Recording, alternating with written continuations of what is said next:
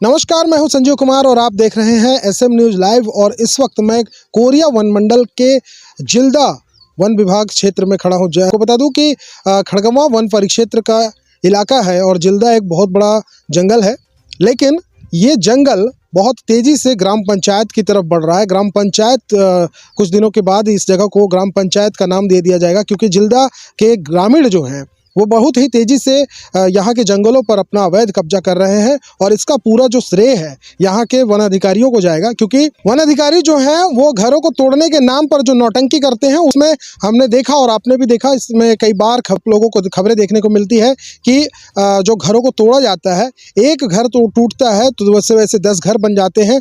बावजूद इसके वन विभाग इस पर चुपचाप ऐसा देखता रहता है। वन विभाग इस पर कोई कार्रवाई नहीं कर पाता। उसका पीछे सबसे बड़ा कारण ये है कि जैसा जानकारी मिलता है कि वन अधिकारियों को इसके बदले में पैसे मिलते हैं।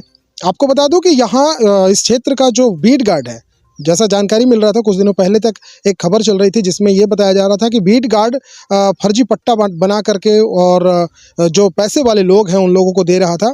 और जो यहाँ पर 80 से पहले वर्ष 1980 से पहले के जो काबिज है, जिनका अधिकार है यहाँ पर पट्टा पाने का, जिनका अधिकार है, उनको वो पट्टे नहीं मिल पा रहे हैं। वन अधिकार अधिनियम के अंतर्गत जिन लोगों को पट्टे मिलने चाहिए उनको पट्टे नहीं मिल रहे हैं, और जो लोग रसूखदार हैं, पैसे वाले हैं, उनको पट्टे दिए जा रहे हैं।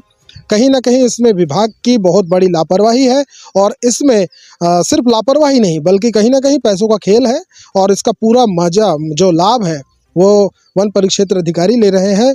और मैं आपको बता दूं कि कुछ ग्रामीणों से हम मिले, हमने उनसे बात करने की कोशिश की, तो ग्रामीणों ने बताया कि जब ये अपने अधिकार के लिए रेंजर के पास जाते हैं तो रेंजर का जो रवैया इनसे बात करने का होता है वो बहुत ही बेकार होता है। मैं आपको विजुअल में कुछ एक वीडियोस दिखाऊंगा, किस अंदाज में वो बात करते होंगे ग्रामीणों से, अंदाज़ा लगा सकते हैं इस वीडियो को देखकर। और न सिर्फ ग्रामीणों से बल्कि जब पत्रकार उनसे इस विषय पर बात करने जाते हैं तो पत्रकारों के लिए भी उनकी भाषा कैसी होती है, ये भी मैं आपको वीडियो में दिखाऊंगा।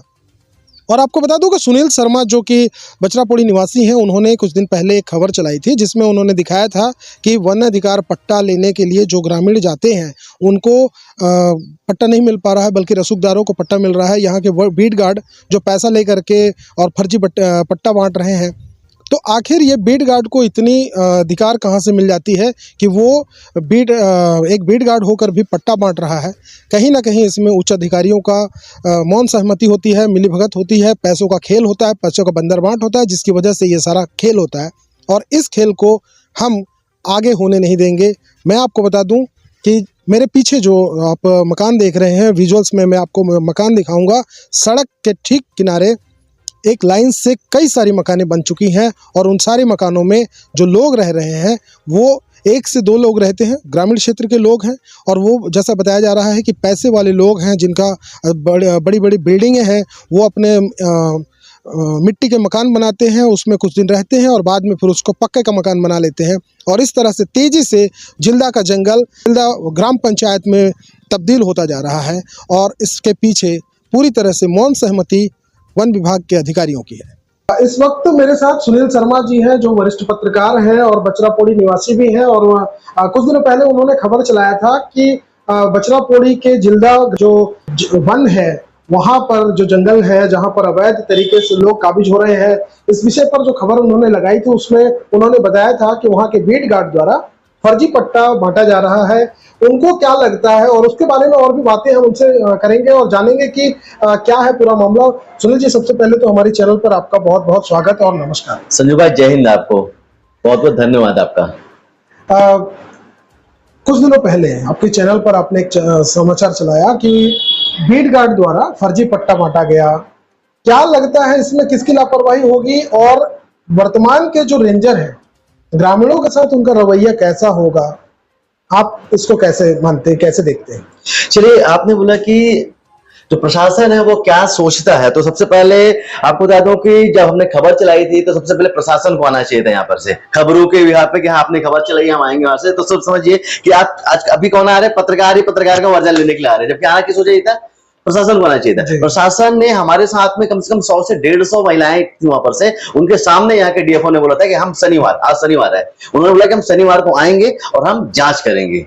ये सबके सामने बोला गया। तो समझिए उनका रवैया कैसा है और किस तरह से मतलब कि लोगों को गुमराह किया जा रहा है और कैसे झूठ बोलने वाले डीएफओ यहाँ पर से। आप समझिए सीधी सी बात है, क्योंकि वो मेरे सामने बात नहीं हुई है। 150 लोग वापस इकट्ठा आते हैं, सबके सामने बोला गया कि हम शनिवार को आएंगे और एसपी साहब से बात करके फोर्स लेकर के आएंगे। अब समझिए वो नहीं आए, आप आ गए। तो समझ जाइए कि प्रशासन कितना एक्टिव है और प्रशासन क्या सोचता है लोगों के बारे में और कितना गंभीर है और क्या और जो लोग हैं, जो महिलाएं हैं, जो विरोध करते हैं, उनके विरोध को कैसा ले रहा है। आप समझ जाइए कि कैसे मतलब कि वो हमारे सामने झूठ बोल दिया, सबके सामने झूठ बोल दिया और इसके बाद में अभी वो नहीं पहुंची हुई है। तो समझिए आप खुद समझ सकते हैं, आपके सवालों का जवाब शायद आपको भी मिल गया होगा वहां से कि कितना गंभीर है प्रशासन और कैसा झूठ बोला जा रहा है लोगों के साथ में।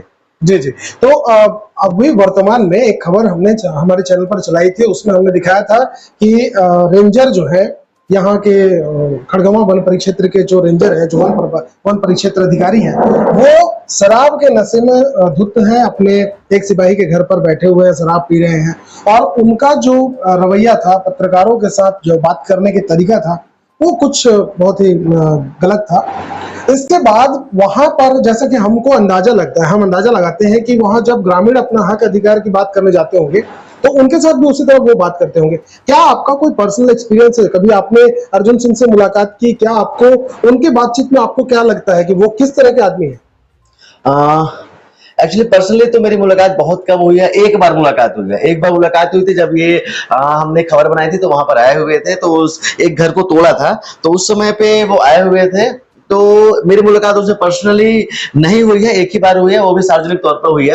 तो उस समय तो हमने खबर बनाई थी और उन्होंने आश्वासन दिया था कि हम इसको आगे कार्रवाई करेंगे और उन्होंने बताया था कि हमारे हाथ बंधे हुए हैं, हमारे सिस्टम हमारे हाथ को बांध देता है। ये ऑन द रिकॉर्ड था, ऑन द रिकॉर्ड उन्होंने बोला था कि हम करना चाहते हैं, सिस्टम मार देता है। लेकिन जो भी वीडियो एक वायरल हो रहा है, हमने देखा था कि किस तरह से वो ऑन ड्यूटी, जिसमें बताया जाता है कि वो समय था, ड्यूटी का समय था और उस समय पे वो बैठ करके शराब का सेवन कर रहे थे और कोई पत्रकार भाई हमारे वहां पर गए थे, तो उनको बोला गया कि गेट आउट और जाओ बोल के वहां से।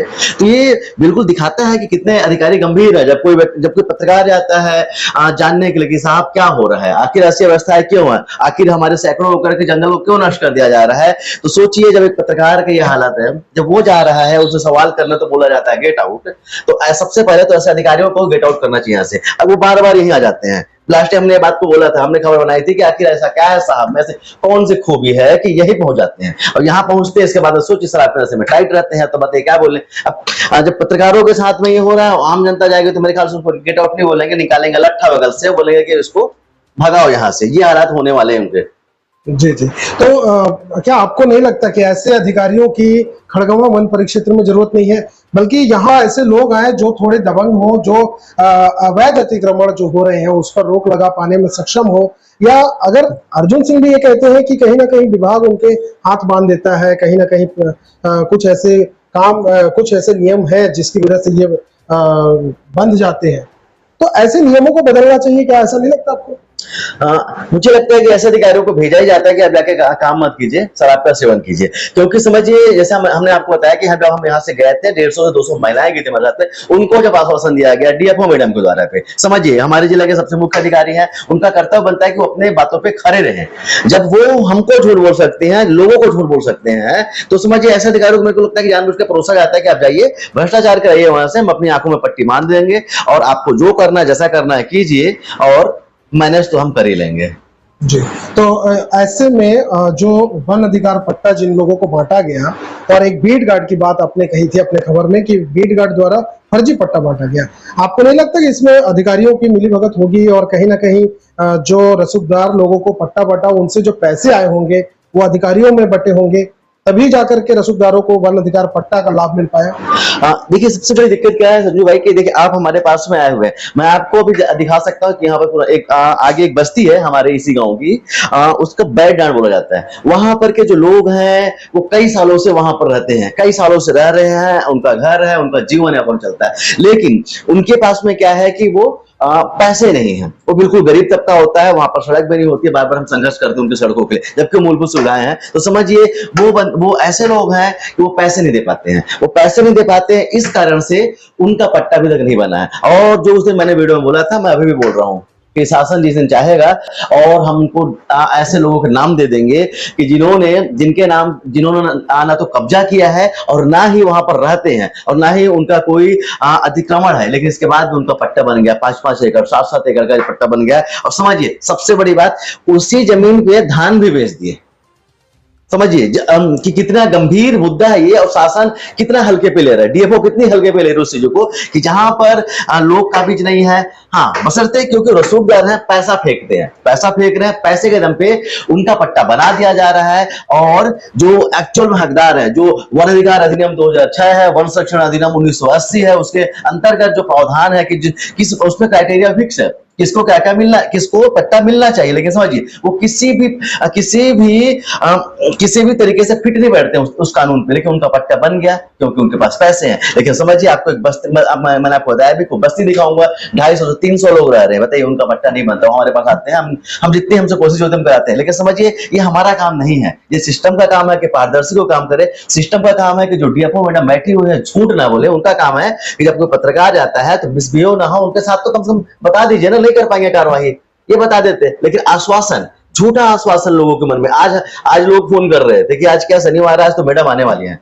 हमने बात किया कलेक्टर मैडम के जो हमारे जो पीआरओ हैं उनसे बात किया, मैंने यहाँ के एसडीओ साहब को फोन लगाया तो वो तो फोन नहीं उठाया, लेकिन यहाँ के जो पीआरओ सर उनसे फोन लगाया कि मैडम आ रही हैं क्या, तो बोले कि नहीं हमारे पास कोई जानकारी नहीं है, मतलब कि नहीं आ रही। समझिए लोग इंतजार कर रहे हैं और ग्रामीण इंतजार कर रहे हैं कब खाली कराएंगे। क्यों हमारे जंगलों को नष्ट कर दिया जाता है? प्रधानमंत्री मोदी बोलते हैं कि एक पेड़ माँ के नाम रहेगा, तो समझिए जंगल नष्ट करने वाले डीएफओ के अधिकारी किसके नाम पैसा दे रहे हैं, किसके नाम पे पट्टा बना रहे हैं। ऐसी गलत चीजें जो हो रही है तो सिस्टम को जागना चाहिए। और धन्यवाद रहेगा आपका संजू भाई कि आप उतने दूर से आए, आपने हमारी खबर का संज्ञान लिया। प्रशासन को मतलब नहीं है, वो चाहता है कि ऐसे अधिकारी रहें, भ्रष्टाचार करें, लोगों को दबाएं, उनका हक भी मारे, लेकिन वो पत्रकार पे झल्ला देंगे, वो जो जिनका नाम बताया आपने रेंजर अर्जुन सिंह जो है, लेकिन वो ऐसे लोगों के पास में, ऐसे रसूखदार के पास में एक शब्द उनके मतलब उनके मुंह से एक शब्द भी निकलेगा नहीं। लेकिन हाँ गरीब को जाएगा तो उनको पक्का बात बता रहा हूँ, डंक की चोट पे अपना हक मांगने चला तो जाए, उनको भगा दिया जाएगा वहां से।